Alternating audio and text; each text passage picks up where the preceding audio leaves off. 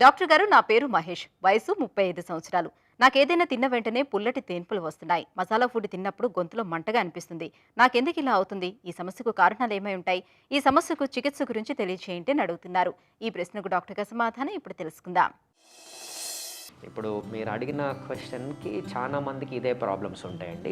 Basically ఏంటంటే మనం ఏది తిన్నా ఏది తాగినా ఫస్ట్ నోట్ నుంచి మన ఈసోఫేగస్ ద్వారా స్టమక్కి వెళ్తుంది. పొట్టలో ఆ మందు అబౌట్ 3 to 4 hours జనరలీ ఆ ఫుడ్ అంతా ఉంటుంది. ఇప్పుడు మనం ఏం తిన్నామో దాని ప్రకారం మన సలైవరీ గ్లాండ్స్ స్టమక్లో యాసిడ్స్ అన్ని రిలీజ్ అవుతాయి. రిలీజ్ అయ్యి ఆ ఫుడ్ మీద యాక్టివిటీ మొదలవుతుంది. సో డైజెషన్ ప్రాసెస్ స్టార్ట్ అవుతుంది. సో మనం ఏం తిన్నామో దాని ప్రకారం డిఫరెంట్ ఎంజైమ్స్ పనిచేసి దాన్ని డైజెస్ట్ చేయడం. సో దట్ డైజెస్ట్ చేసిన సబ్స్టెన్స్ స్టమక్ లో అబ్జార్బ్ కొంత అవుతుంది. వేరేవన్నీ మళ్ళీ ఇంటెస్టైన్ లో వేరే సెక్షన్స్ లోకి వెళ్తుంది అనమాట. సో మీరు అనే ప్రాబ్లం జనరలీ ఏంటంటే ఫుడ్ అబ్జార్ప్షన్ మన స్టమక్ లో యాసిడ్స్ అన్ని యాక్షన్స్ మొదలైనప్పుడు కొన్ని గ్యాసెస్, హైడ్రోజన్ గ్యాస్ ఇవన్నీ అనేది ప్రొడక్షన్ ఉంటుంది. సో కొంతమందికి డిఫరెంట్ సబ్స్టెన్సెస్ ప్రకారం డిఫరెంట్ యాసిడ్స్ వల్ల different type of reactions general గా ఉంటాయి అనమాట. Though this is a normal process. ఈ ప్రాసెస్ నార్మల్ అయినా కొంతమందికి యాసిడిటీ అనే ఫీచర్స్ ఇవన్నీ వస్తాయి. సో ఈ ప్రోటాన్ పంప్ ఇన్హిబిటర్స్ అని మనం యాంటాసిడ్ మందులు, proton pump inhibitors, omeprazole, pantoprazole, rabeprazole అనే మందులు వాడతారు చాలా మంది.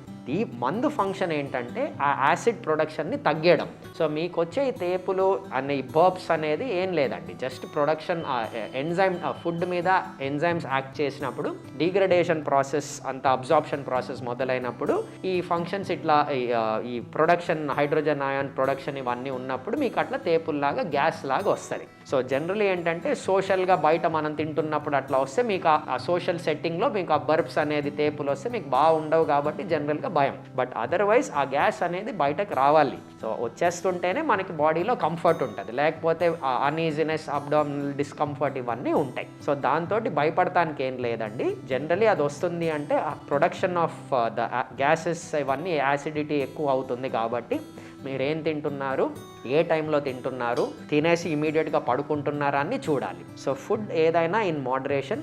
మీకు యాసిడిటీ వచ్చే ఫుడ్ ప్రోడక్ట్స్ మీరు ఐడెంటిఫై చేసుకుని అది తగ్గించుకోవాలి. తిన్న 1-2 hours వరకు మీరు జనరల్గా అవేక్ ఉండాలి. జనరల్ ఇది నైట్ టైంలో ఎక్కువ అవుతుందండి, ఎందుకంటే మనం లేట్గా వర్క్ చేసి లేట్గా తిని పడుకుంటాం. పడుకోగానే ఏంటి, ఫుడ్ డైజెషన్ ప్రాసెస్ ఇంకా స్టార్ట్ అవ్వలేదు, కంప్లీట్ ఇంకా అస్సలు అవ్వలేదు. సో మీరు ఆ టైంలో కూర్చుని ఒక 2-3 hours అవేక్గా ఉండి మీ వర్క్ అన్నీ చేసుకుంటే అబ్జార్ప్షన్ యాక్టివిటీ అన్ని అయిపోతాయి. పడుకున్నప్పుడు మీ యాసిడిటీ తేపులు మీకు ఉండవు.